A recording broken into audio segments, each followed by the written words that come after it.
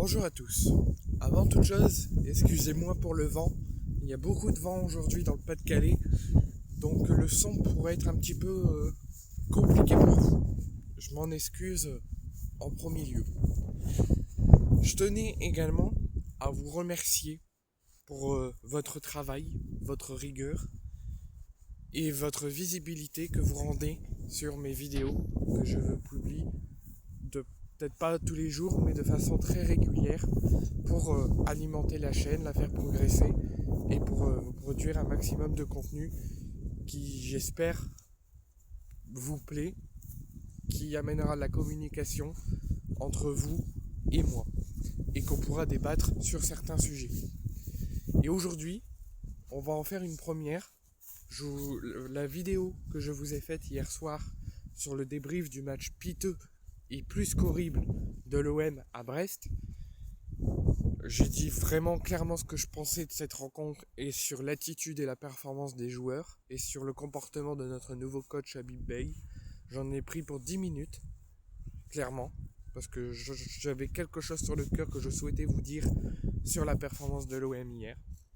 Et il faut arrêter de se cacher, il faut se dire les choses. Donc je vous ai carrément tout dit hier soir. Et ça vous a plu, vous rendez au maximum visible cette vidéo et je sais que vous continuerez à le faire.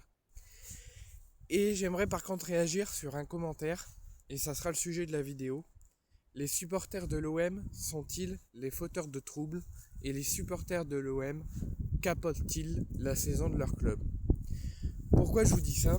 Parce que j'ai entendu un commentaire, en tout cas j'ai vu un commentaire que j'ai tout de suite répondu et que je lui ai prévenu que je lui répondrai en vidéo, comme quoi que les supporters de l'OM pouvaient s'en prendre qu'à eux-mêmes si l'OM est dans une situation plus que délicate, si les crises sont assez récurrentes au club, si de grands coachs pourraient venir au club mais à cause de notre instabilité et à cause de nous, ils ne viennent pas. Si on a perdu Pablo Longoria, c'est de notre faute. Si on a perdu Roberto De Zerbi, c'est de notre faute. En gros, on est les responsables du fiasco de l'Olympique de Marseille. Moi j'ai envie de répondre à cette personne qui a commenté ma vidéo d'hier soir que tu te trompes, mais sur toute la ligne. Nous, supporters de l'OM, on sera toujours l'Olympique de Marseille. Peu importe qu'on va en Ligue 2, qu'on va en National, qu'on va en Régional, qu'on fait un dépôt de bilan, on suivra toujours l'Olympique de Marseille. On ne retournera pas notre veste, on sera toujours là pour le club, on sera toujours au service du club, et on ne les lâchera pas, et on ne les lâchera jamais. Et comme tous les supporters, tous les groupes de supporters, et moi-même on l'a toujours dit, l'Olympique de Marseille, ce n'est pas eux, l'Olympique de Marseille, c'est nous. Parce que si à l'heure actuelle, il y a de l'ambiance au Vélodrome, qu'il n'y a pas de stade à huis clos pour une crise très profonde, pour une crise de résultats, pour des propos honteux, pour des choses qui ne vont pas au club et qui c'est assez récurrent au sein de l'Olympique de Marseille, c'est parce que nous on est là.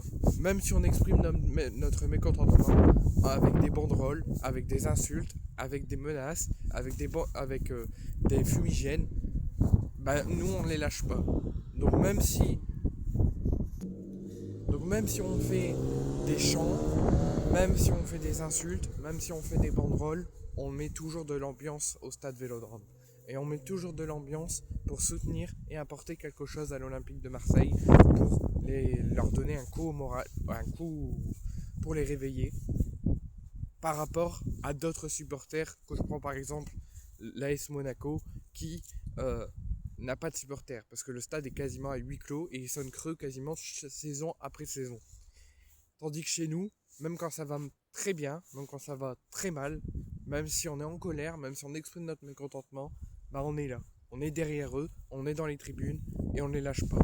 On pourrait très bien faire des stades à huis clos, on pourrait très bien ne plus jamais revenir pour des crises de résultats, pour une instabilité très récurrente, mais non, on est toujours là.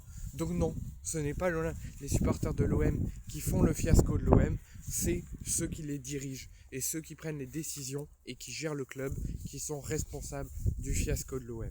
Nous on est là pour les emmener vers la victoire, on est là pour pas les lâcher, pour trouver des solutions, pour demander à une stabilité et à mettre de l'ambiance au sein de l'Olympique de Marseille. Mais d'autres personnes, oui, sont des fauteurs de troubles, mais ce n'est pas les supporters de l'OM.